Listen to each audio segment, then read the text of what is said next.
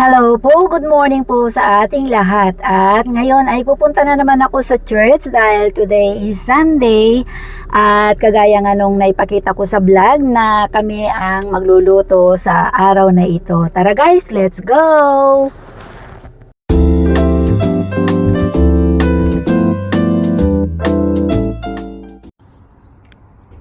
Wala, ang mahal ng gasolina. Tingnan niyo.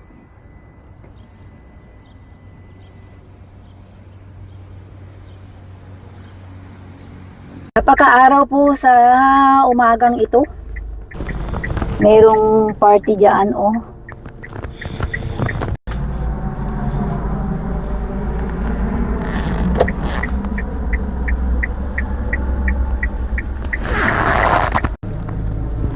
Blue talaga ang weather, ang sky. Ayan, blue talaga siya. Pero may cloudy pa rin. Halika, pa-picture ka. Nandito na ako. Bulaklak, wala nang bulaklak. Parang nangamoy yung manok natin. Hala, Ang dami, oh. Hugasan lang yan siguro. bakit? Hugasan lang siguro yan. Ikagabi ko lang naman na iyan sa frozen. Halika na. Tayo na. Sandali. Andito na kami sa church, kusina ng church guys, at magluluto na kami. Ito yung aming pansit. Nalulutuin, naghihiwa na si Sis Gia ng sibuyas na aming gagawin o ilalagay. At ito na yung bawang namin. At si Kumaring Merna ay ito naman yung kanyang ginagawa. Inugasan na niya yung manok. So magre-ready na kami para kami ay magluto. Ito yung kusina. Ha? Hintay nga dyan, isabay yung paiba, iluto natin dyan, walang nahinit na tubig. Kaya ito yung, itong pahaba yun ang ilagay mo sa ano, Sa? yung salad niya, yan o. Salad? Kasi yun eh. Anong salad? Yeah. Dun sa ano, tenga, isabay. Busy kami bago kami mag-practice ay ipiprepare mo muna namin yung aming lulutuin.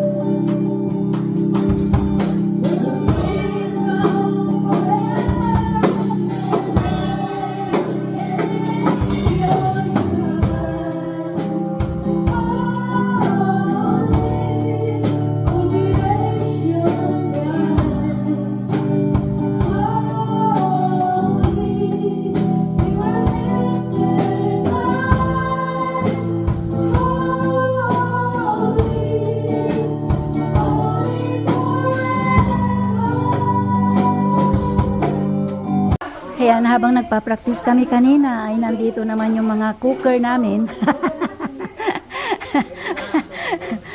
Ayan. So tapos na kami nag-practice at hindi pa kami nag-umpisa dahil wala pang 3 o'clock at nandito kami sa kusina.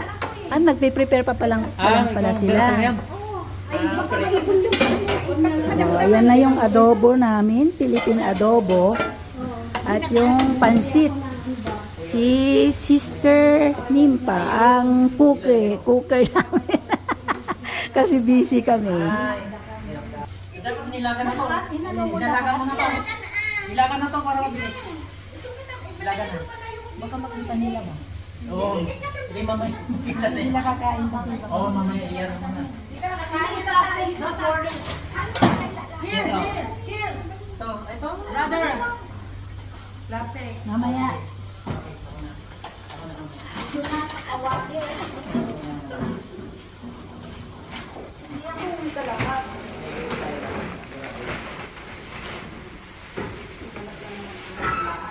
Ayan, tapos na yung aming church, kaya kakain na daw kami.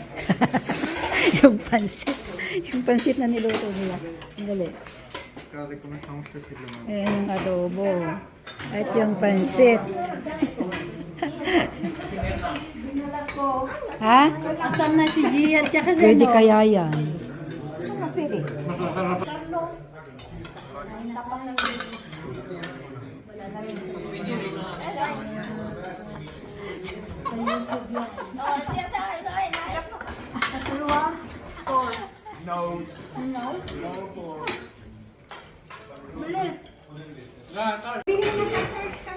Thank you. Dahil tapos na kaming kumain, ay naghuhugas naman na. Ayan. Si Sister Nimpa, siya na yung nagluto, siya pa rin ang maghuhugas. Sister Nimpa. Ayan.